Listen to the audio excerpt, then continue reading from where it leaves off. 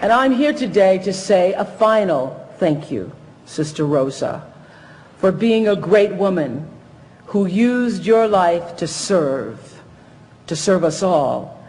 That day that you refused to give up your seat on the bus, you, Sister Rosa, changed the trajectory of my life and the lives of so many other people in the world. I would not be standing here today, nor standing where I stand every day, had she not chosen to sit down.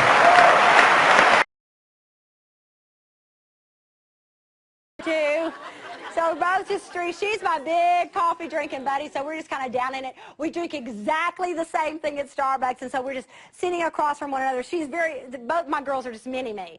But we can't find anything to read. There's no coffee table there. There's not a Time. There's not a Newsweek. There's not even People magazine. Absolutely nothing. But there's this whole rack right there of every conceivable kind of brochure for cancer that you can imagine. You name it, it was up there. Cancers you've never thought about having. Cancers you did not know to be afraid of having. I mean, things that you've never in your wildest dreams had occurred to you, and they're all, I mean, all of a sudden everything hurts. Everything. All the way from the, I mean, you think, I have under the toenail cancer. I know that I do. I'm positive that I do. I mean, anybody know what I'm talking about? I mean, tell me you haven't been there. So I mean, like just, whoa. And so she's looking at one right after another. Now, I'm just kind of staring down at my coffee because I'm an addict. And it's really all that the Lord lets me do. So I'm just kind of, because I'm thinking, I'm not going there with you. But she's just looking at one after another, after another, after another. And she says, man, she said, life is brutal. And I looked over and I said, yeah, baby, it sure is. And she said the most profound thing outside the word that maybe I have ever heard. She just set the thing down kind of deliberately with a smack, and she said, he knows it's scary to be us. Wishing for the end to AIDS and extreme poverty in Africa is like wishing that gravity didn't make things so damn heavy. We can wish it, but what the hell can we do about it? Well, more than we think. We can't fix every problem. Corruption, natural calamities are part of the picture here. But the ones we can, we must. The debt burden, as I say, unfair trade, as I say, sharing our knowledge, the intellectual copyright for life-saving drugs in a crisis. We can do that. And because we can, we must. Because we can, we must. Being a student at the University of Iowa, the topic of same-sex marriage comes up quite frequently in classroom discussions. You know, and the question always comes down to, well, can gays even raise kids? And the question, you know, the conversation gets quiet for a moment because most people don't really have an answer. And then I raise my hand and say, actually, I was raised by a gay couple, and I'm doing pretty well. I scored in the 99th percentile on the ACT. I'm actually an Eagle Scout. I own and operate my own small business. If I was your son, Mr. Chairman, I believe I'd make you very proud. I'm not really so different from any of your children. My family really isn't so different from yours. After all, your family doesn't derive its sense of worth from being told by the state, you're married, congratulations. No, the sense of family comes from the commitment we make to each other, to work through the hard times so we can enjoy the good ones. It comes from the love that binds us. That's what makes a family. So what you're voting here isn't to change us. It's not to change our families, it's to change how the law views us, how the law treats us. You are voting for the first time in the history of our state to codify discrimination into our Constitution. A Constitution that, but for the proposed amendment, is the least amended Constitution in the United States of America. You are telling Iowans that some among you are second-class citizens who do not have the right to marry the person you love. So will this vote affect my family? Would it affect yours? Over the next 2 hours, I'm sure we're going to hear plenty of testimony about how damaging having gay parents is on kids. But in my 19 years, not once have I ever been confronted by an individual who realized independently that I was raised by a gay couple. And you know why? Because the sexual orientation of my parents has had zero effect on the content of my character. Thank you very much. but it tracks through. The other big issue is conformity. We have built our education systems on the model of fast food. This is something Jamie Oliver talked about the other day. You know, there are two models of quality assurance in catering. One is fast food, where everything is standardized. The other are things like Zagat and Michelin restaurants, where everything is not standardized. They're customized to local circumstances. And we have sold ourselves into a fast food model of education. And it's impoverishing our spirits and our energies as much as fast food is depleting our physical bodies.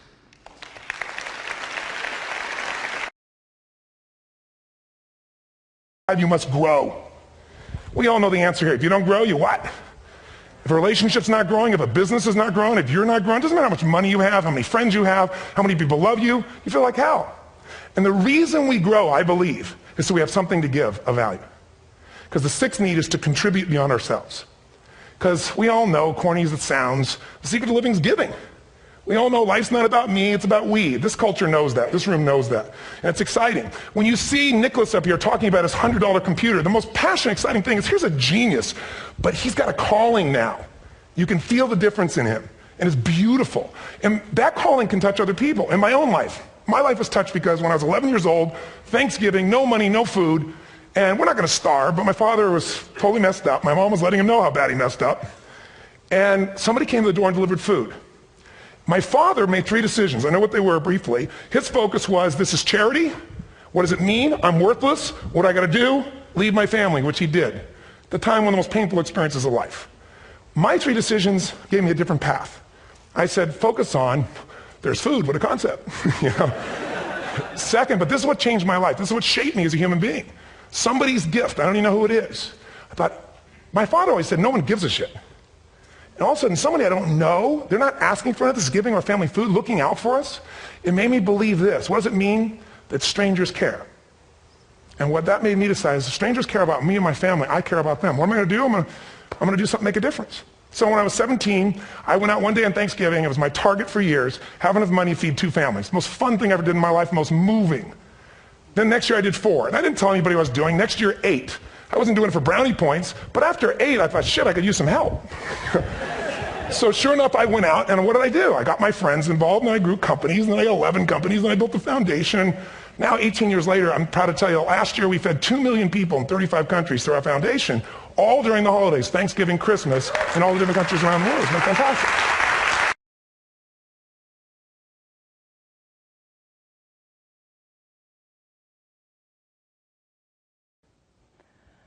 But it is the empty chair which symbolizes what ails our world today.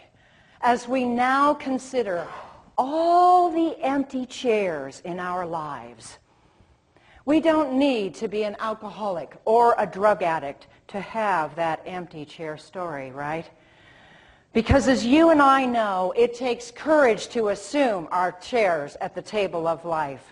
It takes courage after we have been beaten and abandoned and absolutely destroyed at times by the life circumstances, haven't we? I mean, my God, what a role model for young people. I mean, this is everything you want to be. And what I learned that carried me forward in leadership later is that, you know, he wasn't the smartest guy on the ship. I mean, Spock was pretty smart, and McCoy was the doctor, and Scotty was the engineer, and you sort of go, and what skill set did he have to get on this damn thing and run it? And, you know, clearly there's this skill set called leadership. And, you know, whether or not you like the series, there's no doubt that there was a lot to be learned about how to lead people by watching this guy in action. So, and he just had the coolest damn toys, right? I mean, my God, he, you know, I just thought it was fascinating as a kid that he had this thing, and he could, you know, talk to the ship with it, right? You know, I just thought that was just spectacular, and of course, now I own one, and it's smaller. So that's kind of cool. And what I said without even thinking about is that we don't beat the reaper by living longer. We beat the reaper by living well and living fully. For the reaper will come for all of us. The question is, what do we do between the time we're born and the time he shows up? Because when he shows up, it's too late to do all the things that you're always going to kind of get around to. So I think the only advice I can give you on how to live your life well is, first off, remember, it's a cliche, but I love cliches. It is not the things we do in life that we regret on our deathbed. It is the things we do not.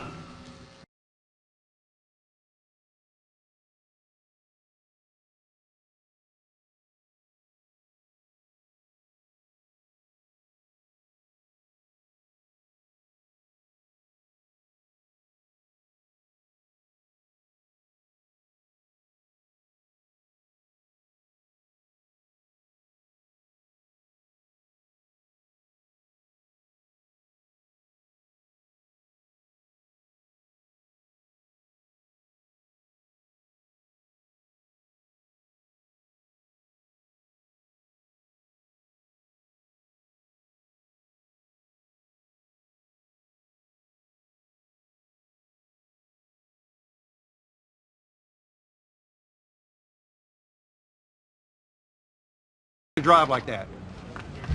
The car handled real good. Yeah. Can you speak up, Ricky? The car, it handled real good. I felt like I was on a spaceship, and I'm not sure what to do with my hands. Be good just to hold them down by your Okay. side. Yeah, great. Well, we were real happy with what was going on, and at the end of the day, you know, you got to be happy. Whatever the hell his name is, let's get him over here. Everything ended up fine. Okay.